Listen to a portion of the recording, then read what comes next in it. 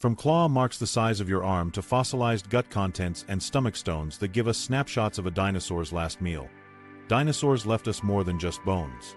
In 2024 alone, paleontologists uncovered over 50 new species, including feathered surprises that rewrite what we thought we knew.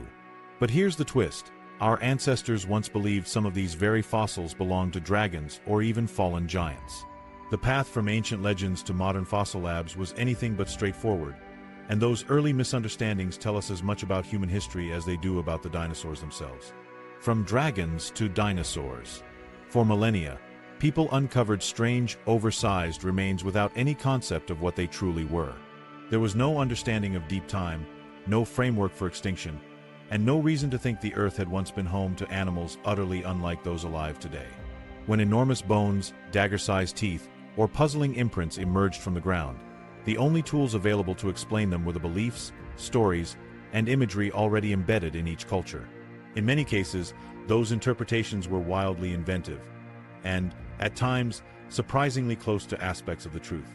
In China, fossilized bones, known as dragon bones, were ground into traditional remedies for centuries, a practice documented as far back as the 4th century BC by the historian Chang Chu in the Wuhan region.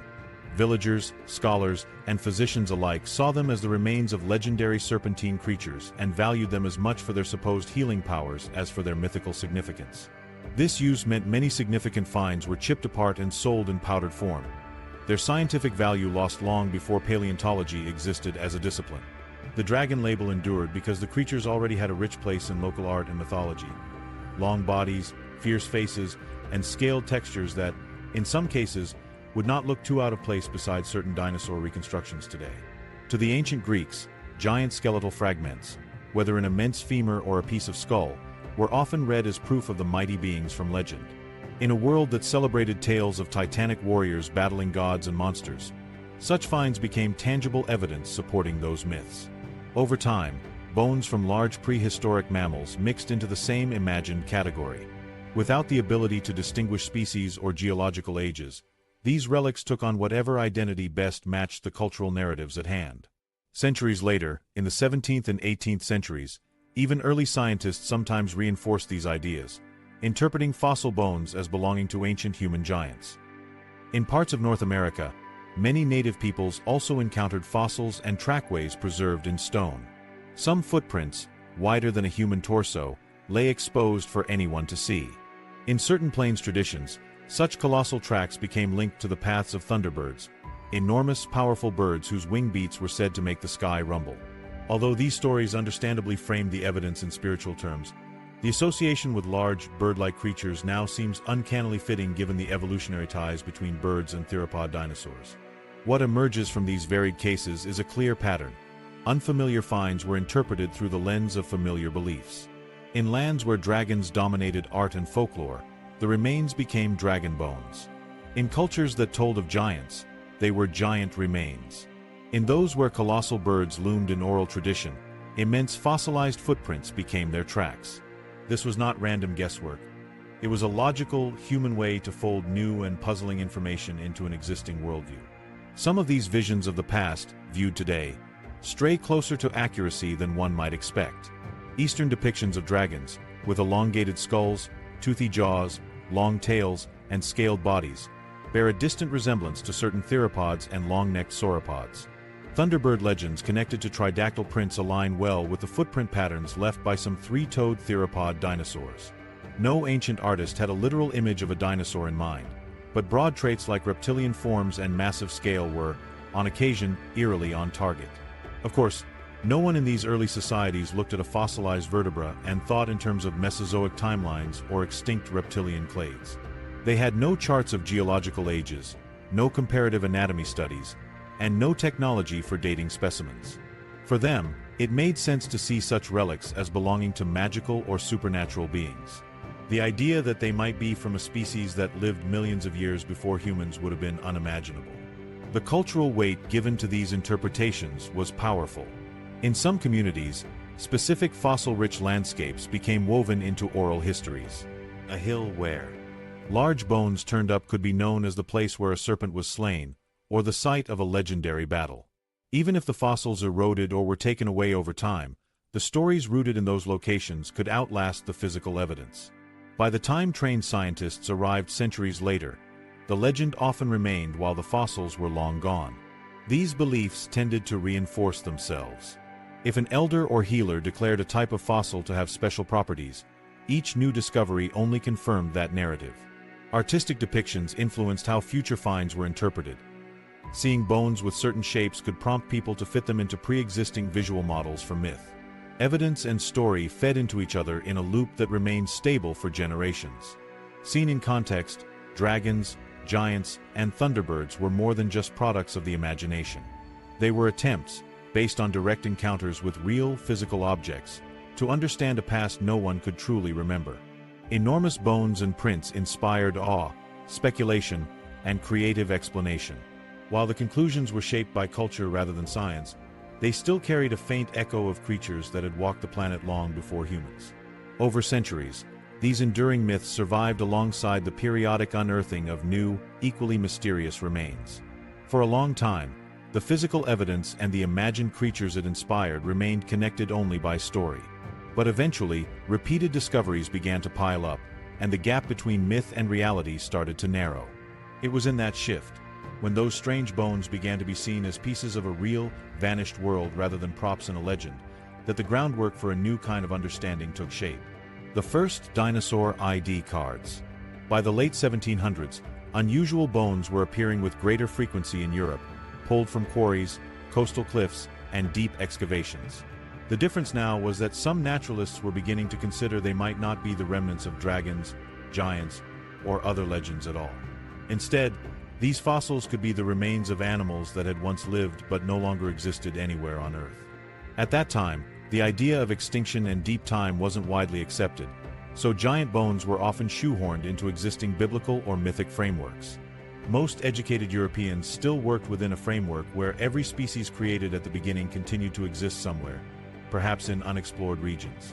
Admitting a creature had vanished forever meant accepting that Earth's catalog of life could change, and that was a disruptive concept for an age trying to reconcile geological finds with a history measured in just a few thousand years.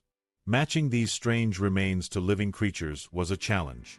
The jaws of some herbivores carried teeth suited for grinding plants the size of small trees. Limb bones suggested animals taller than any known mammal. Without modern comparative anatomy, even experienced observers misidentified them.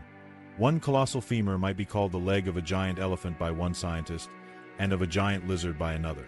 No one could agree on the age of these remains. Some thought they were casualties of a relatively recent global flood, while others dismissed them as unusual individuals from otherwise familiar species. By the early 1800s, a more coherent picture began emerging in Britain. A key breakthrough came in 1824, when geologist and clergyman William Buckland published the first scientific description of what would later be recognized as a dinosaur, naming it Megalosaurus, or Great Lizard. Based on fossils unearthed in Oxfordshire, Buckland described a massive quadrupedal reptilian predator, something like an oversized monitor lizard. Modern science reveals Megalosaurus walked on two legs with its tail held straight out, but in Buckland's time, nothing comparable had ever been seen. His work became a benchmark for how such fossils might be studied and described. Just over a decade later, further finds included the armored Hylaeosaurus and the plant-eating iguanodon, with teeth resembling those of modern iguanas but on a far larger scale. These and other specimens came under the study of Richard Owen, an ambitious anatomist with a talent for synthesis. Owen identified shared features that distinguished these reptiles from others: unique arrangements in the hips and limbs, as well as their impressive size. In 1842, he proposed gathering them under a new term: Dinosauria, or terrible lizards. The terrible referred not to malice but to their awe-inspiring nature. This naming made it possible to talk about them as a related group, linking scattered fossils into a single category. Owen's influence on early dinosaur science was significant, but the field was already peopled with distinctive characters. Mary Anning, collecting fossils along the cliffs of Lyme Regis, had uncovered spectacular marine reptiles and contributed findings that helped lay the foundations of paleontology itself. Her work, although focused on creatures like ichthyosaurs and plesiosaurs, showed how careful observation in the field could transform scientific understanding of prehistoric life. The period also saw bitter rivalries and disputes over credit, as field collectors, illustrators, and scientists vied for recognition in a rapidly emerging discipline. Many reconstructions of these early dinosaur specimens were, from today's perspective, incorrect.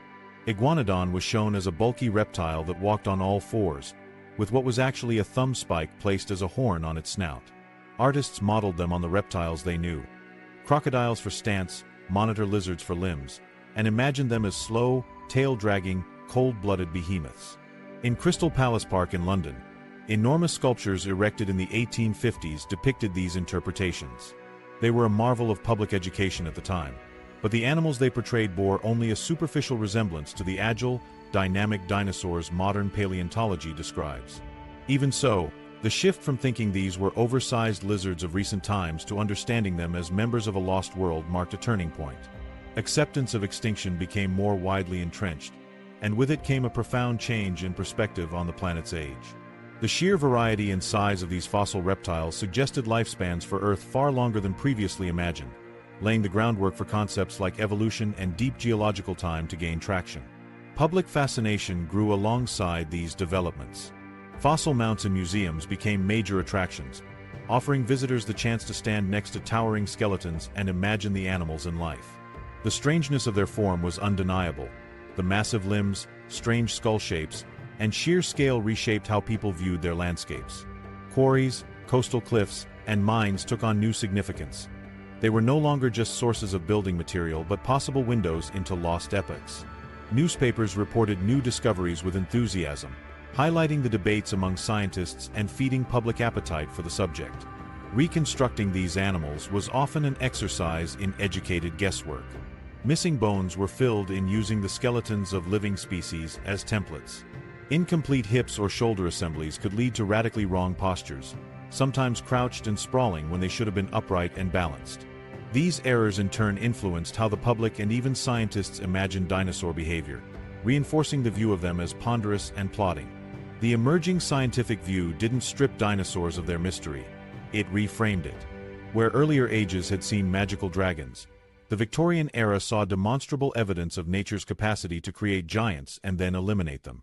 Dinosaurs fit neatly into a growing fascination with the exotic and the monstrous, now backed by careful observation and classification instead of folklore. They remained impressive partly because they were not like any animal alive. By the closing decades of the 19th century, the discipline of paleontology was taking on a formal structure. Museum laboratories developed consistent procedures for preparing, cataloging, and preserving specimens. The word dinosaur had entered everyday language, and artists, writers, and the public embraced these animals as symbols of a deep and dynamic past. The recognition that such creatures were real, and no longer here, moved them out of the realm of legend and firmly into the domain of history and science.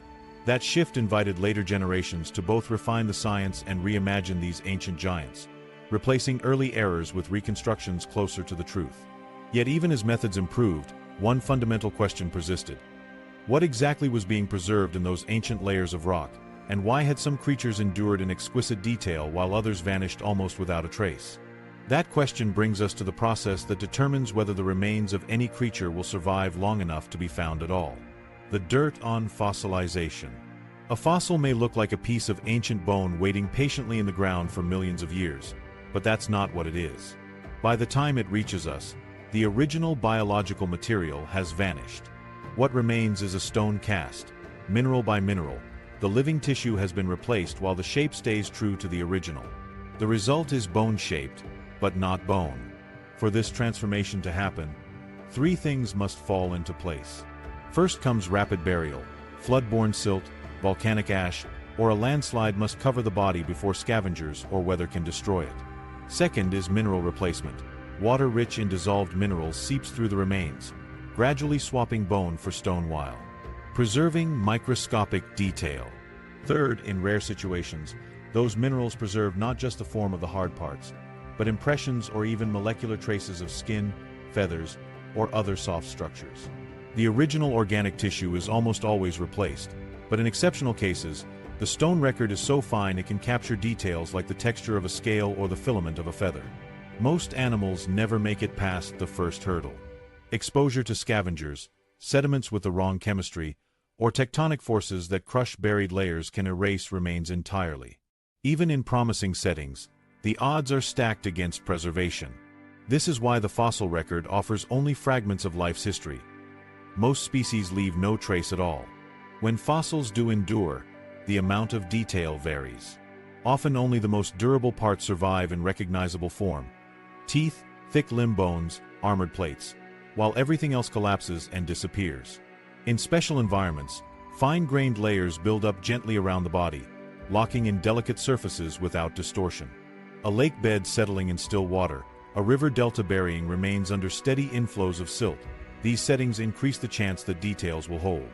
Volcanic ash can act like a geological time capsule. Its particles settle quickly, sealing remains away from oxygen and decay while mineral-laden water works its way in. Ash beds also help scientists fix an age for the fossils they contain, since the minerals in them can be dated with precision. Long-term climate at the site matters too. Arid landscapes reduce decay and erosion, while humid areas speed both up. Some of the richest fossil beds formed where rivers, lakes, or coastlines steadily laid down sediment over thousands or millions of years, entombing whatever lived there in strata that built up and compacted over time. But preservation isn't just about where and how an organism was buried. It's also about geological luck. Rock layers have to be brought back toward the surface without being shattered or warped, and erosion must expose fossils slowly enough to reveal rather than destroy them. In a few places, those factors line up so perfectly that animal and plant remains are preserved with extraordinary clarity. Lagerstätten, sites of exceptional preservation, are the rarest of these. In northeastern China's Liaoning province, for example, lake beds from about 120 million years ago hold fossils where even feather barbs and occasional pigment traces remain visible. Volcanic ash settling over water, low oxygen at the lake bottoms, and the finest possible sediments combine to capture anatomical details invisible in most other deposits. Finds from here have reshaped how scientists see entire branches of the dinosaur family tree, especially their links to living birds. Capturing that level of detail requires a precise sequence: sudden burial, the right chemistry for mineralization, stability over immense spans of time, and a fortunate return to light without catastrophic damage. Break any step, and the evidence is gone. Those conditions also bias the fossil record towards certain environments and kinds of organisms. Marine life with hard shells, for example, appears more often than small, soft-bodied animals that lived on land. This means paleontologists often work from an incomplete set of clues, inferring whole creatures from the durable fragments that remain. The most remarkable fossils, those that capture the outline of a wing membrane or the weave of feather filaments, are not the norm but the rarest entries in a record already stripped down by time and chance. Understanding that fossils are geological copies rather than biological leftovers changes how we read them. They are not snapshots of life frozen in place. They are stone translations, sometimes rough, sometimes so precise they reveal textures and structures finer than a human hair. These are the records that make it possible to go beyond a skeleton and picture an animal as it was in life. Not just in form, but sometimes in surface detail and coloration. Such finds don't just tell scientists what a creature looked like. They influence where to search next, what preservation conditions to look for, and how to interpret other, less complete remains. They link anatomy to environment and behavior, allowing reconstructions that would otherwise be guesswork. But to place those reconstructions into the wider history of life, researchers still have to answer a central, more practical question. Once you have the fossil, how can you tell how old it is? How we date a dinosaur without asking its birthday. Dating a dinosaur fossil isn't as simple as looking for an age stamped inside the bone. By the time bone turns to stone, every trace of the original organic material is gone. That rules out direct clockwork tests like carbon-14 dating, which only works for remains up to about 50,000 years old. Far too short for Mesozoic timescales. Instead, paleontologists read the age from the surrounding rock, treating those layers as a built-in timestamp. The most dependable results come from radiometric dating, measuring how certain unstable elements naturally decay into stable forms over time. These isotopes act like clocks, each ticking at a fixed rate. For rocks of dinosaur age, scientists choose isotopes with very slow decay, able to measure spans of many millions of years. One workhorse is potassium, argon dating. When volcanic rock solidifies, it locks in potassium-40, which decays into argon-40. Because argon is a gas, any trapped in the crystals must have formed after the rock cooled. Measure the ratio, and you know when that mineral crystal was born. Uranium, lead dating works on a similar principle, but this clock runs inside hard, tiny zircon crystals often found in volcanic ash. Uranium isotopes decay into lead isotopes at known rates, and zircon's dense lattice traps both, resisting contamination. Comparing uranium to lead reveals the crystal's formation age, in some cases with precision down to tens of thousands of years despite a total age in the hundreds of millions. Ka-Ar, or its more refined variant, Ar-Ar, is useful for dating many volcanic minerals, while U-Pb on zircon can deliver extremely precise ages for ash beds. Both methods let scientists bracket fossils within sedimentary rocks. The complication is that most dinosaurs aren't entombed in volcanic rock at all. They're found in sedimentary layers built from sand, mud, and silt deposited long after the source rock formed.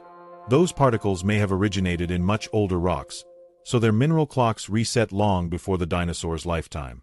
Directly dating the fossil bed itself usually won't work. The workaround is to find volcanic ash layers, or bentonite beds formed from weathered ash, immediately above and below the fossil horizon. These layers can be dated radiometrically, creating a narrow time window in which the dinosaur must have lived. In many Cretaceous deposits in North America, such bentonite bands serve as geological bookends, pinned in time with uranium, lead or potassium, argon methods. Picture a skeleton lying between two pages in a book. If the page below was laid down 150.8 million years ago and the page above 150.3 million years ago, the animal's death falls neatly between those dates. On a geological timeline, that half-million-year span is impressively tight. Without it, the fossil might float in uncertainty spanning several million years, blurring its position in evolutionary history. Sometimes there's no helpful ash nearby. In those cases, paleontologists turn to tools like magnetostratigraphy, which uses the way certain minerals lock in the orientation of Earth's magnetic field when they form. Because the planet's magnetic poles have flipped many times, those reversals form a distinctive, datable pattern. Matching the local sequence of normal and reversed patches to the global record can narrow the age range of the rocks. Fossil correlation offers another clue. Certain species, especially small marine organisms with short evolutionary lifespans, appear globally and can serve as time markers. If one of these index fossils is found in the same layer as a dinosaur, and that species' time range is well known from other sites, the dinosaur's age can be estimated accordingly. This won't pinpoint a date on its own, but combined with radiometric or magnetic data, it strengthens the argument. Fieldwork often determines what's feasible. Layers may be faulted, tilted, eroded, or buried too deep to sample. Datable materials may appear only kilometers from the fossil.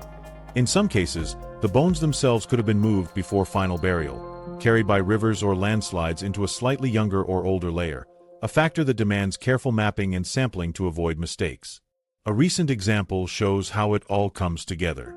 In southern Wyoming's part of the Morrison Formation, a swath of late Jurassic rock covering much of the American West, researchers uncovered an unusually well-preserved sauropod. The find was flanked above and below by thin volcanic ash bands. Geologists sampled zircon from each and used uranium, lead analysis to date them. The result was an age bracket only about 40,000 years wide. The sauropod lived roughly 150.13 million years ago, give or take 0.02 million. That's precise enough to compare population dynamics between sites and to ask whether similar species were roaming the same floodplains at the same time or separated by thousands of years of change. Precision matters. Dinosaur evolution works on slow timescales, but environmental and climatic shifts along the way could be abrupt. Knowing whether a particular species appeared before or after a drying event, or overlapped with a key predator, can change reconstructions of migration routes, extinction pulses, and adaptive strategies. Tight age control turns loose puzzles into testable hypotheses. Even then, geologists rarely take a single number at face value. Radiometric ages are cross-checked with stratigraphy, magnetostratigraphy, and relevant index fossils to guard against local complications that might skew a result. If multiple methods converge, confidence climbs. If they diverge, it's a signal to re-examine the samples, the context, or the assumptions. Collaboration between paleontologists and geochronologists keeps the process rigorous. From the outside, pinning an age on a fossil might seem like a straight shot from sample to number, but in the field it's a chain of interdependent steps. The geology of a site dictates the range of techniques available, and the quality of surrounding rock determines whether a dinosaur skeleton becomes a vague data point somewhere in a million-year block, or a precisely slotted entry in Earth's biological timeline. Results from well-bracketed sites can then be folded into larger patterns, tracking shifts in ecosystems, testing evolutionary sequences, or linking land-based changes to shifts in the oceans or atmosphere happening at the same time. This framework has become the backbone of modern dinosaur research. Without it, new fossil finds could only be admired as static curiosities. With it, they become fixed points that can be compared, sequenced, and interpreted side by side with discoveries from other continents.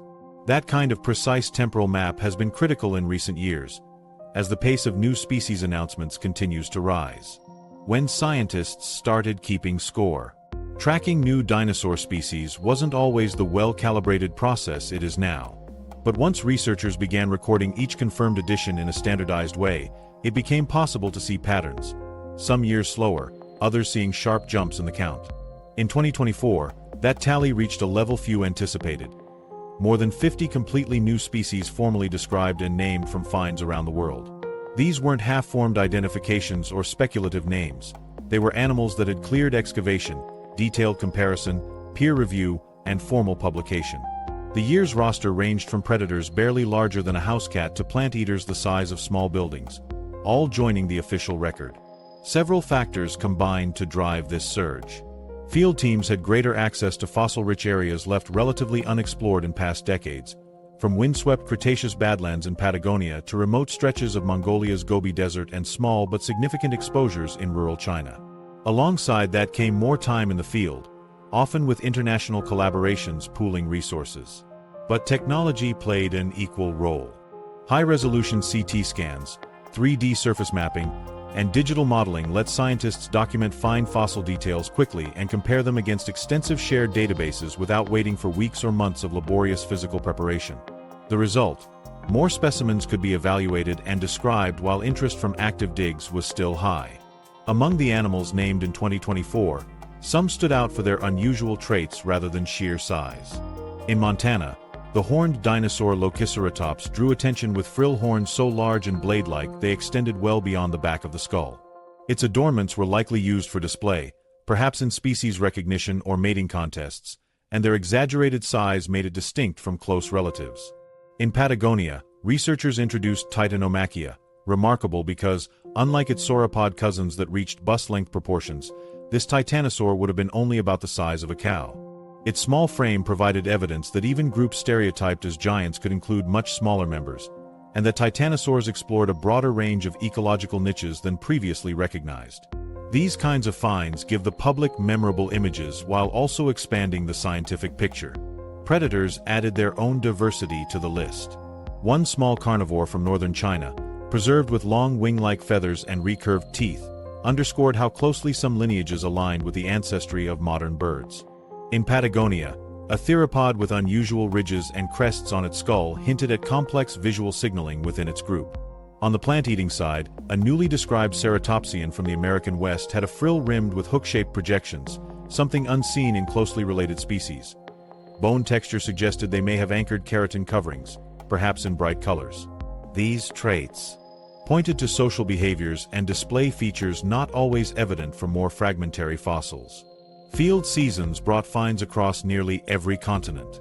Patagonia yielded multiple new species in a region where fast sedimentation preserved fossils in exceptional condition, making it a hotspot for well-articulated skeletons. The Gobi Desert maintained its reputation for variety, producing fleet-footed omnivores and armored grazers from rock layers that recorded a teeming late Cretaceous ecosystem. In North America, fresh specimens fleshed out known species and added new names, such as a hadrosaur from Utah with an elongated nasal crest likely tuned for low, resonant calls. Even Europe contributed with a small ornithopod from Spain whose partial skin impressions offered rare clues about body covering. Not every headline originated in the field.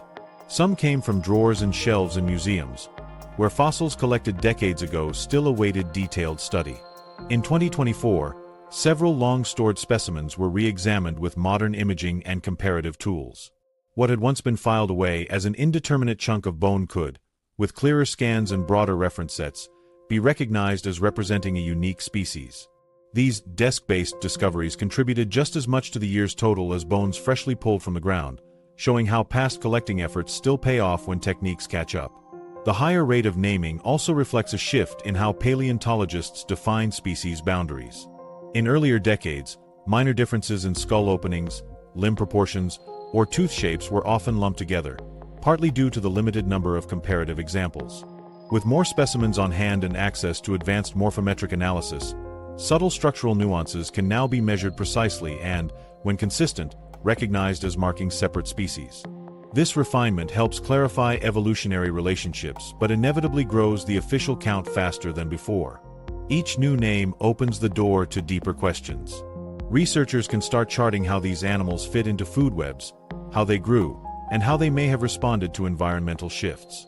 Knowing that 50-plus species from 2024 alone span a wide range of body types and habitats gives stronger footing for reconstructing ancient communities. Higher resolution in the fossil record allows for testing ideas about predator-prey ratios, competition among grazers, and the impacts of climate shifts on particular regions. The improved temporal and spatial resolution from better dating methods means these community snapshots can be placed more precisely within the Mesozoic timeline. Just as important, the productivity of 2024 highlights the role of human effort in what gets counted at all. Fossils may weather out silently in remote landscapes for decades before someone encounters them. Reaching such sites depends on funding, weather, and a workforce trained to recognize what's eroding out of a hillside.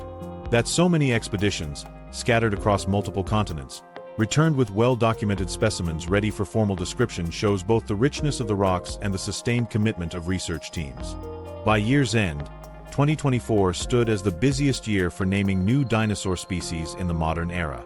The variety of forms, from horned giants to cow-sized titanosaurs, reflected the full scope of dinosaur diversity and the complexity of their world. And behind the count was a convergence of factors: wider exploration, refined technology, and willingness to revisit forgotten specimens with new tools. Each name added more detail to the map of life in deep time, setting the stage for further surprises as ongoing work continues to reshape the way these animals are understood. Those surprises don't stop with naming. What gets officially added to the list is often just the skeleton of the story, literally.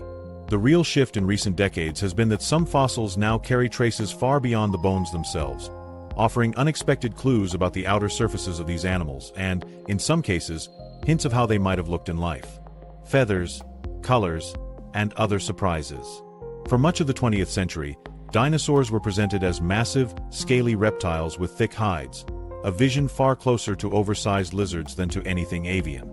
Museum dioramas, school textbooks, and films agreed on this look, and for decades there was little compelling fossil evidence to contradict it. Most known specimens preserved only bones, and when rare skin impressions appeared in sandstone, they usually showed a repeating pattern of small, pebbly scales, much like crocodile skin. With little else to go on, the assumption settled in: all dinosaurs wore that same reptilian armor from head to tail. That picture began to shift in the latter half of the 20th century, and by the 1990s the change was accelerating. Certain fossil sites started producing not just skeletons but the full outlines of bodies, etched with exceptional surface detail. In several of these cases, particularly in the fine-grained deposits of Liaoning in northeast China, the impressions were not of scales at all.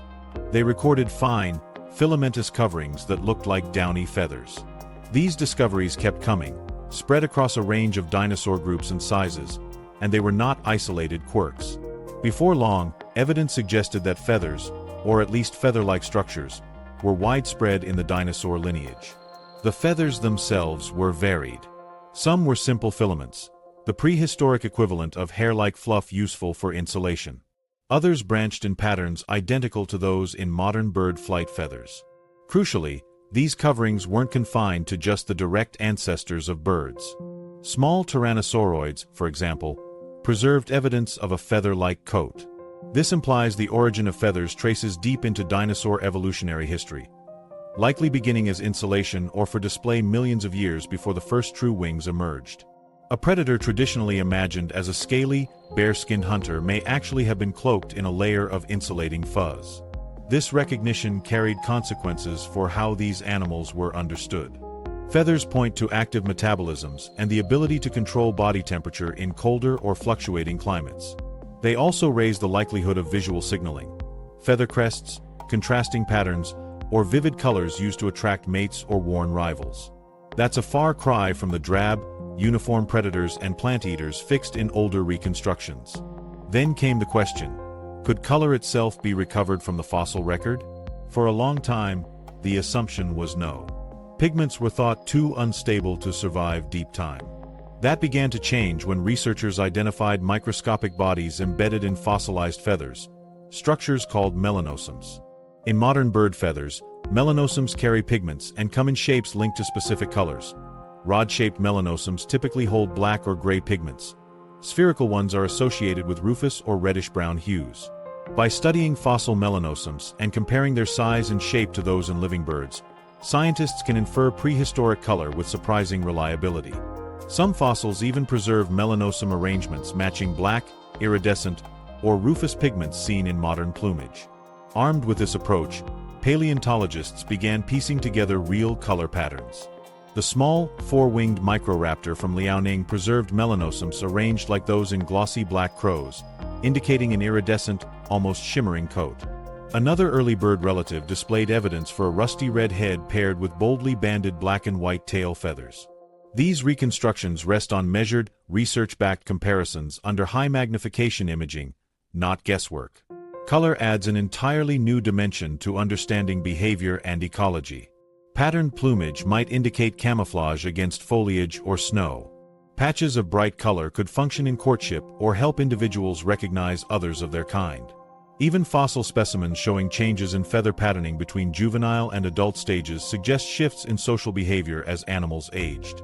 So yes, some raptors could have been flashy, and those peacock-esque visuals aren't purely cinematic fantasy. In some cases, these techniques have revealed surprises in species long thought to be wholly scaly. Patches of filamentous covering have shown up alongside scale impressions, meaning some dinosaurs had a mixed skin texture. Feathers in some regions, bare skin in others. This isn't unprecedented. Modern birds like penguins and certain ratites show bare and feathered patches, but it does challenge earlier, oversimplified reconstructions. Museums and media depictions increasingly reflect these nuances, portraying dinosaurs with varied textures instead of a one-pattern approach. As striking as the evidence for feathers is, it does not mean every dinosaur was feathered. Fossilized skin impressions still confirm that many species, particularly in groups far from bird ancestry, were completely scaled. Feathers are now well documented for many theropods and for some members of the Ornithischian branch, but skin coverings varied widely across different groups and time periods. In some evolutionary lines, feathers may have been lost or reduced. The broader point is that feathered dinosaur is now a common, well-supported category, not a rare exception. Over the past 50 years, the shift from seeing dinosaurs as uniformly drab reptiles to recognizing them as often dynamic and sometimes vividly ornamented animals marks one of the most dramatic changes in paleontology. It underscores how much our understanding depends on the types of evidence available. Before Liaoning and similar deposits were studied, the idea of reconstructing a dinosaur's actual color pattern seemed out of reach. Now, the combination of incredibly preserved impressions and microscopic pigment analysis means we can do exactly that. When early conceptions meet hard fossil data, ideas change quickly. A green, uniform velociraptor might still dominate outdated artworks, but the fossil record supports alternatives. Mottled coats, barred tails, crested heads, even iridescent plumage. These interpretations don't rest on unfounded speculation. They draw directly from physical samples, down to the pigment-bearing structures visible under a microscope. It's a vivid reminder that the animals themselves were far more complex than the stereotypes that once defined them. This deeper, evidence-based view of dinosaur appearance helps correct another set of long-standing public images rooted more in culture than in science. Some of the most widespread prehistoric facts don't come from fossils at all, but from clever marketing and popular myths that manage to outlive the data that disprove them. The oil lie that won't die. One of the most stubborn modern misconceptions about prehistoric life has nothing to do with teeth, claws, or feathers. It's the claim that the gasoline in your tank or the heating oil in your furnace was made from liquefied dinosaurs. On the surface, it feels plausible. Dinosaurs were massive, they lived in huge numbers, they're found buried underground, and oil comes from underground. Connect the dots, and you have a story that's easy to repeat. But it's a story that's geologically wrong. The real explanation is less cinematic but far more accurate. Most petroleum doesn't trace back to the carcasses of land-dwelling reptiles at all. Its origins lie in the remains of countless marine microorganisms, plankton and algae, that thrived in oceans and inland seas hundreds of millions of years ago. Many of these organisms lived and died well before the first dinosaurs appeared in the late Triassic, roughly 230 million years ago. Their biomass, globally and over deep time, dwarfed even the most crowded dinosaur herds. Coal, by contrast, comes mainly from land plants, and the bulk of it formed during the Carboniferous period, tens of millions of years before dinosaurs dominated the land. When these plankton and algae died, many settled into low-oxygen environments on the seafloor where decay slowed to a crawl. Fine sediments buried their remains, layer upon layer, cutting them off from oxygen and bacterial destruction. Over millions of years, more sediment piled on, the weight compressing the lower layers until heat and pressure began to change them chemically. In this process, known in shorthand as passing through the oil window, the buried organic matter first became kerogen, a waxy intermediate, and then was transformed into liquid petroleum and natural gas. These hydrocarbons collected in the tiny pore spaces within surrounding rocks, sometimes migrating until trapped beneath impermeable layers where we later find them. The burial settings that make oil possible, quiet marine basins or shallow coastal seas, are not the same ones where most dinosaur skeletons ended up. Terrestrial floodplains may be rich in dinosaur fossils, but they're poor petroleum sources because the starting material is different. At most, nearshore sediments might contain trace amounts of organic carbon from land plants or animals, including dinosaurs, mixed in with the overwhelming bulk of marine micro-remains. Those traces are geologically insignificant compared to the volume from plankton blooms. If the science is clear, why does the Dino oil myth persist? Part of the answer is simple storytelling. Dead dinosaurs turned into oil is easy to say and easy to picture. Ancient plankton and algae chemically transformed over tens of millions of years is harder to compress into a memorable phrase. In the early 20th century, marketing helped fix the wrong version in the public mind. In the United States, the Sinclair Oil Corporation made the link unmistakable in the 1930s, adopting a bright green sauropod as its corporate mascot. To promote the 1933 Chicago World's Fair, Sinclair even built a popular exhibit linking prehistoric reptiles with petroleum in the public imagination. Their cheerful Dino mascot was soon on station signs, road maps, toys, and parade floats. The implication was clear: fill your tank, and you're running on the power of ancient giants. Over the decades, that image became familiar and went largely unchallenged outside of geology classrooms. Generations grew up seeing cartoon dinosaurs smiling above fuel pumps, and many carried the association into adulthood. It didn't matter that scientists had been publishing research on petroleum's planktonic origins for over a century. The mascot was friendlier, easier to remember, and always there when you needed gas. The common label, fossil fuels, didn't help. Although accurate in the broad sense that oil, coal, and natural gas come from ancient biological matter, the term leads many people to picture entire fossil skeletons seeping into crude oil or gas. The real connection is that both fossils and fuel form in similar types of sedimentary environments. A dinosaur bone and a barrel of crude might both have spent eons underground within rock layers of the same geological age, but their starting materials and their transformation pathways are completely different. Recognizing that petroleum primarily comes from marine microorganisms isn't just technical nitpicking. It explains why major oil fields occur where they do. The Arabian Peninsula, the Gulf of Mexico, parts of Russia, and offshore continental margins were once covered by productive seas that supported immense plankton blooms. Season after season, year after year, microscopic remains rained down to the seafloor, steadily building the organic-rich layers that, after deep burial and heating, became the oil and gas deposits we tap today.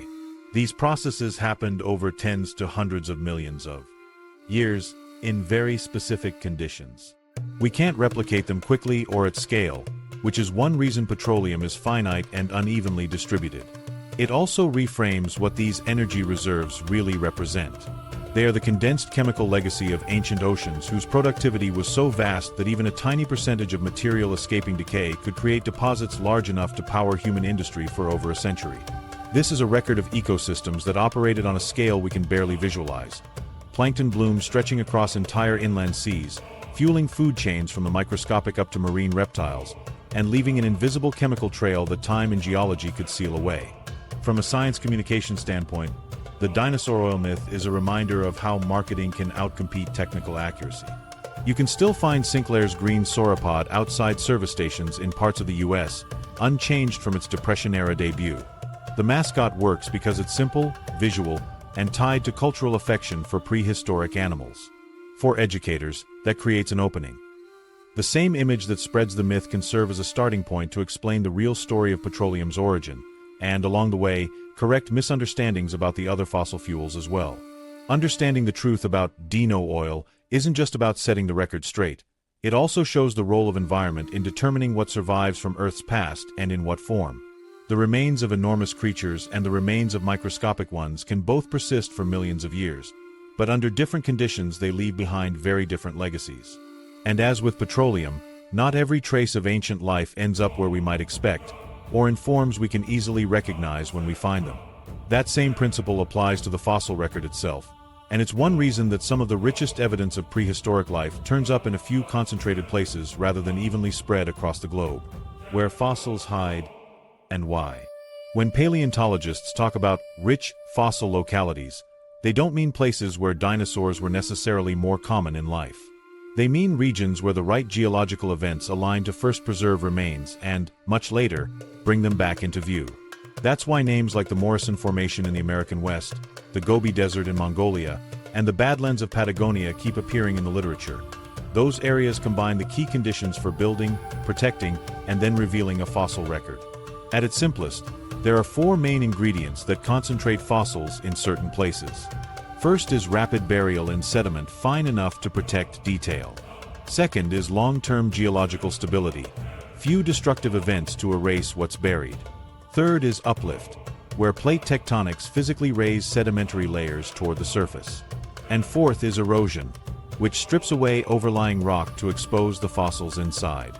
Without all four, fossil beds either never form or never emerge where someone can find them. For rapid burial, ancient floodplains, lakes, river deltas, or shallow coastal areas worked best. Sediments settling in these environments could cover bones quickly, slowing decay and shielding them from scavengers. Volcanic ash falls could be even more effective. Fine particles settled over carcasses and plant remains within hours, sealing them before disturbance.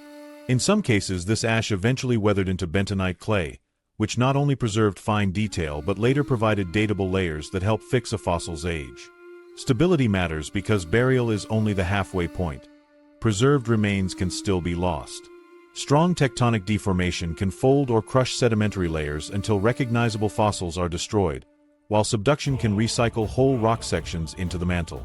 Where regions escape such disruption, remaining relatively quiet geologically, the fossil layers had a better chance of surviving intact over tens of millions of years. Uplift does the opposite of stability in one sense, but it's essential for making fossils reachable. In the American West, for example, what's now the Morrison Formation was once a broad late Jurassic floodplain. Rivers dropped layers of mud and sand around the remains of sauropods, stegosaurs, and other animals. Much later, mountain building pushed these deposits high above their original setting. Without that tectonic lift, those layers would still lie buried far deeper than any field crew could dig. Finally, erosion is the mechanism that makes a fossil hunter's job possible. It shaves away the layers on top, sometimes creating the weathered, sculpted hills of Badlands terrain. Wind and water cut into slopes, freeing the embedded fossils and occasionally revealing bone fragments right on the surface. Without erosion, even uplifted fossil beds could remain sealed for millions more years. These processes can line up in unexpected ways. The Gobi Desert today is a hard, wind-scraped environment, but in the late Cretaceous it held river channels, lakes, and dune fields. Sudden sandstorms and seasonal floods rapidly buried eggs, nests, and small animals. As the region dried and plant cover thinned in more recent times, wind erosion began exposing those ancient deposits. That's why a place now so barren preserves such vivid moments of a completely different landscape. Current climate influences preservation after exposure. In dry regions, where plant growth is sparse, rock surfaces stay visible and fossil fragments are easier to spot. Arid conditions also slow chemical weathering, giving scientists more time to excavate before specimens deteriorate. In humid climates, in contrast, fossils can start to break down within a year of exposure, and thick vegetation can hide fossil-bearing outcrops completely. There may be rich deposits under the forests of equatorial Africa or Southeast Asia, but without visible rock exposures, finding them is far harder. In Patagonia, the sequence is textbook.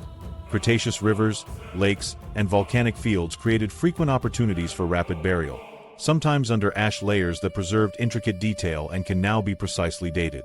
The region later tilted and rose, and erosion carved into the edges, creating open exposures. That interplay has given paleontology not only giant sauropod skeletons but also delicate plant impressions and well-articulated small animals. Not all fossil beds preserve the same kind of record.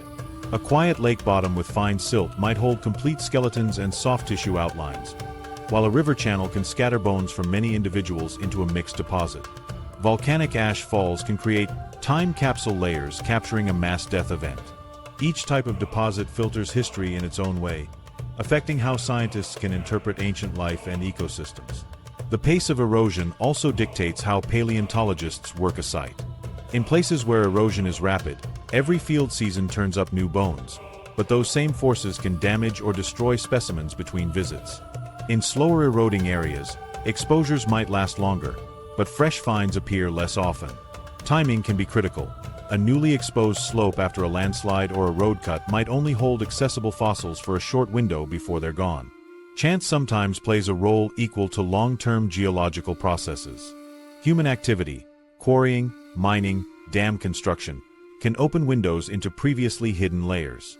Road cuts have revealed trilobites, mastodons, and dinosaur tracks where no one had thought to search before. In other cases, a single storm has scoured away just enough overburden to reveal an important specimen. The same geological rules apply offshore. Marine reptile fossils found high in mountain ranges began as skeletons settling into quiet seabeds.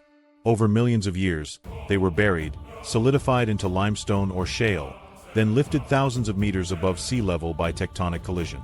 Today, they erode from cliff faces and alpine ridges far from any ocean. In the end, famous fossil beds are concentration points created by a rare intersection of burial, stability, uplift, and erosion. Where those forces all work together, paleontologists get the chance to recover intact fossils in numbers large enough to reconstruct ancient communities. Where one or more are missing, the record stays hidden or is erased outright. The takeaway is simple. Those celebrated badlands and desert outcrops don't mark the busiest dinosaur neighborhoods in prehistory. They're places where the rock record and erosion happen to make discovery possible. And what we find there is limited to the durable and visible traces that survive. That raises an obvious question, especially for anyone raised on a lifetime of dinosaur fiction. If the rocks can give us skeletons and skin impressions, could they also hold something even more fragile, like the genetic material of the animal itself? Trying to get Dino DNA. Could we actually recover a dinosaur's genetic code? It's an idea that has fueled novels, blockbusters, and the occasional online claim about hidden labs. The concept sounds simple enough. Track down a well-preserved fossil, extract its DNA, and patch any missing gaps until you have a complete sequence. In practice, it doesn't work. DNA begins breaking apart soon after death, its chemical bonds snapping into smaller and smaller fragments. Over geological timescales, even under the most favorable conditions, those fragments become too short and too chemically altered to serve any useful purpose. And dinosaur fossils are not frozen carcasses. Bone and tissue have long since mineralized into stone, leaving nothing to extract. Scientists have pushed to find out just how far that decay limit can be stretched. In cold, stable environments like Arctic permafrost, essentially natural deep freezers, DNA can survive far longer than in most conditions. The current record for the oldest reliable sequenced DNA comes from permafrost deposits roughly 1 to 2 million years old. That is extraordinary compared to normal decay rates, but still vastly younger than the extinction of non-avian dinosaurs around 66 million years ago. Even in the absolute best preservation scenarios known to science, DNA from the Mesozoic would be long gone. That hasn't stopped occasional headlines from declaring that dinosaur DNA has been found. On closer inspection, these reports almost always fall apart. In many cases, what's picked up by instruments is modern contamination. Bits of human, microbial, or environmental DNA introduced during handling, or degraded chemical fragments that aren't DNA at all. Because any surviving ancient DNA would be so scarce, fresh material from living organisms can completely overwhelm the signal. A few skin cells from someone working on the specimen can be enough to dominate the results. While intact DNA from a dinosaur is out of reach, researchers have uncovered other molecular remnants in some well-preserved fossils. In the mid-2000s, thin sections of fossilized Tyrannosaurus bone revealed fibrous structures resembling collagen, a structural protein found in connective tissue. Subsequent chemical tests suggested that at least portions of these ancient protein molecules, though heavily altered, had persisted. Scientists have detected similar collagen-like traces in bones from duck-billed dinosaurs and relatives of Triceratops. Proteins like these are more stable than DNA, but they are still not the same thing. They cannot be sequenced into a working genome or used to recreate the animal, and their apparent survival always demands rigorous analysis to rule out contamination or misleading mineral growth. In a handful of specimens, microscopic features shaped like red blood cells have been observed, though these are more likely mineral casts or degraded remnants than preserved living tissue. Any claim of soft tissue preservation draws careful scrutiny for this reason. Fossilization is not known for sparing delicate biological structures, and no discovery of original dinosaur cells or DNA has passed the exhaustive confirmation tests needed to be certain. The real value of these preserved proteins lies in biology, not cloning. Even degraded fragments can offer clues to evolutionary relationships. By comparing the amino acid sequences in ancient collagen with those of modern birds and reptiles, scientists can test and refine where dinosaurs sit on the family tree. These findings act as molecular points of evidence supporting anatomical links already suggested by skeletal comparisons. Popular fiction tends to gloss over these limitations. In Jurassic Park, the trick is extracting blood from Mesozoic mosquitoes preserved in amber, then filling gaps in the sequence with frog DNA. Genuine amber fossils do preserve fine detail, and ancient insects do survive inside, but only in form, not in recoverable genetic code. In reality, DNA in amber breaks down within a few million years at best. Even if a mosquito's last meal had come from a dinosaur, the DNA strands within that blood would have been shattered far beyond assembly by now. And as for swapping in frog genetic code, Jurassic Park's frog plot device is a neat storytelling shortcut, not a mechanism that would produce anything resembling a real dinosaur. Another question often raised is whether we could work backward from living descendants. Birds are modern theropods, sharing ancestry with species like Velociraptor and Tyrannosaurus. This has led to experiments in tweaking bird embryos to reactivate dormant traits, developing teeth in chickens or altering snout shapes, for example. While isolated features can sometimes be coaxed back, producing a full living dinosaur would require comprehensive genetic changes far beyond what is possible. Even a heavily modified bird would still be a bird, not a resurrected Mesozoic species. Cloning a recently extinct animal is complex enough when complete DNA exists. Projects aiming to revive the woolly mammoth rely on frozen specimens with surviving genetic material and on living elephants as close relatives to supply eggs and gestational support. Even with those advantages, the work is slow, uncertain, and fraught with ethical and biological challenges.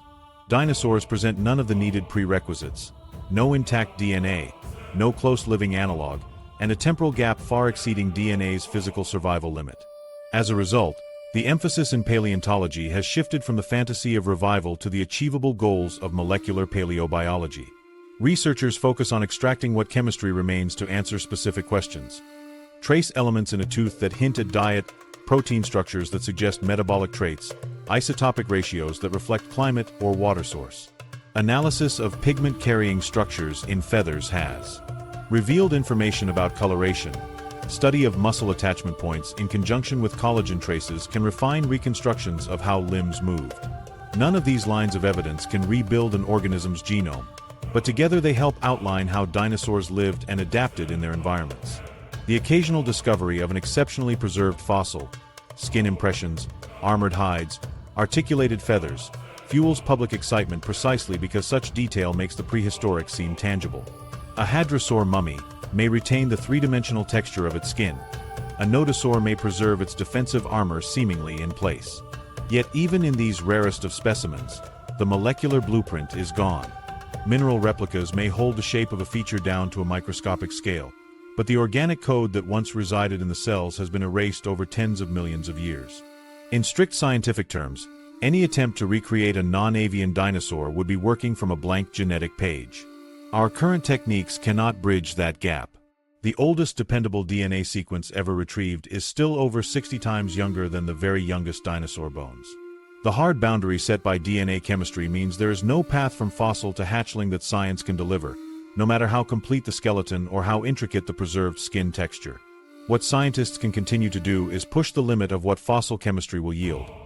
Mapping molecular remnants to evolutionary trees, inferring physiology from ancient proteins, teasing out environmental context from isotopes.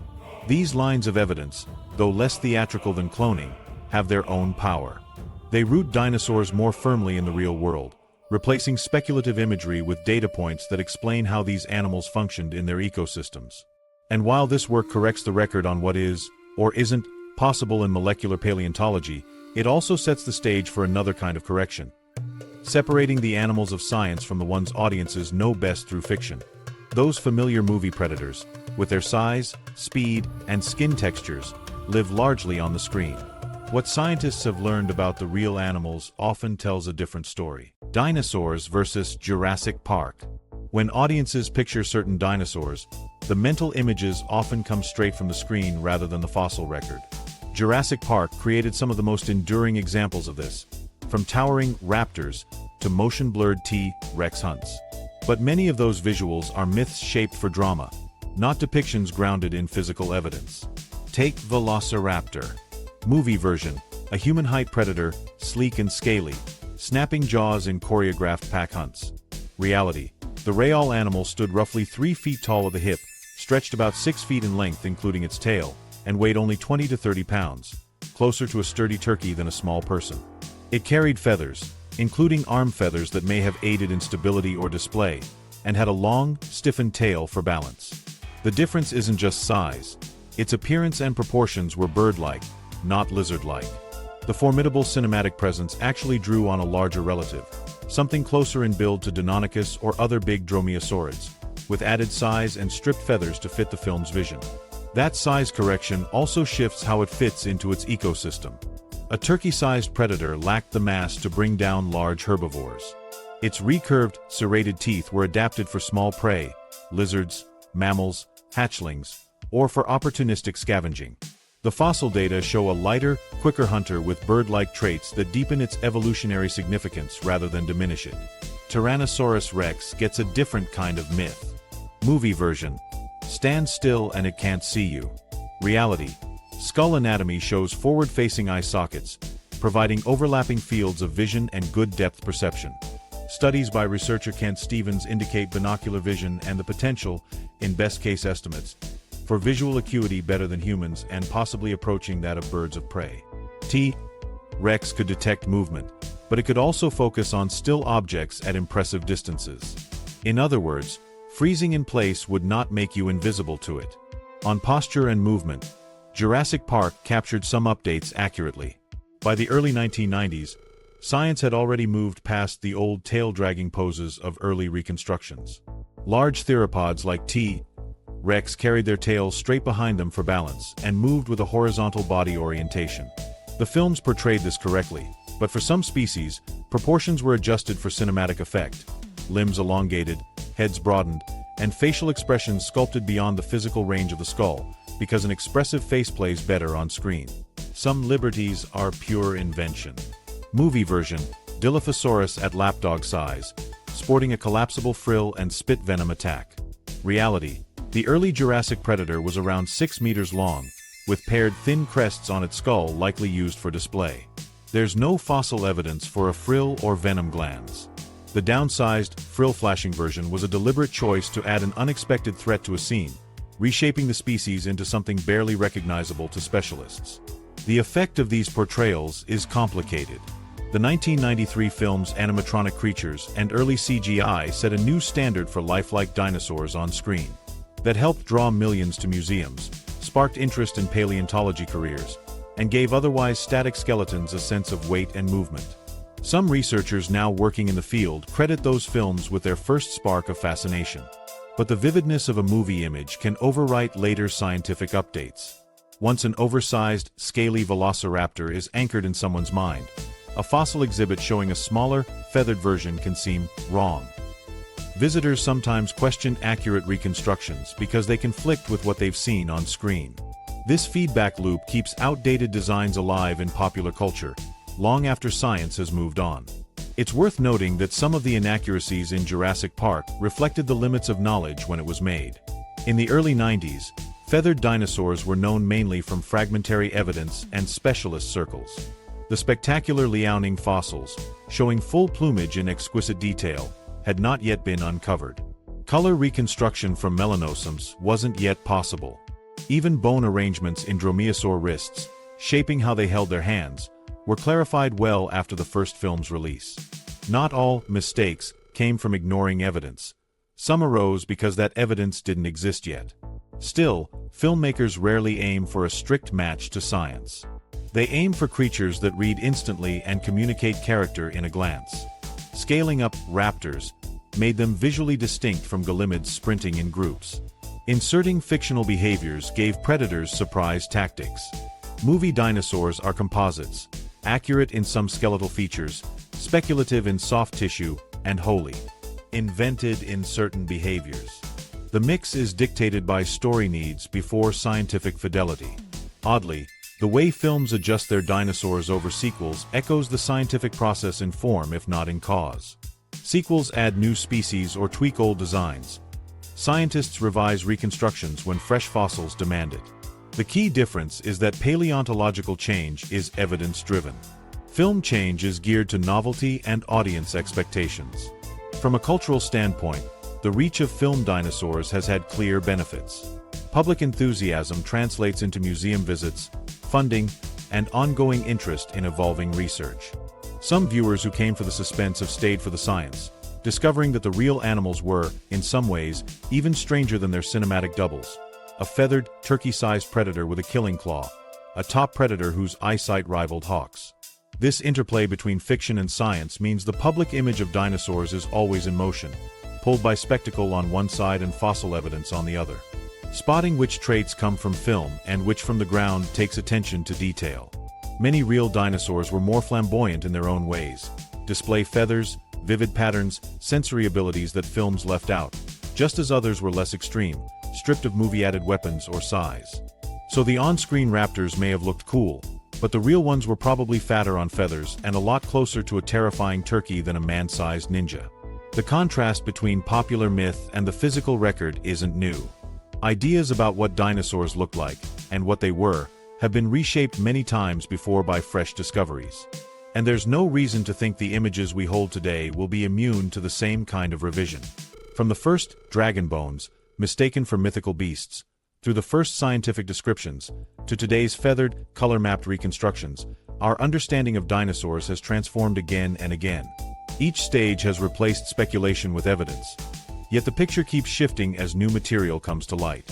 In 2024 alone, more than 50 new species were described, a reminder of how quickly the field can change. Momentum that's likely to continue in hotspots like Patagonia, Mongolia, and China. The next field season or new lab technique could rewrite what we just told you.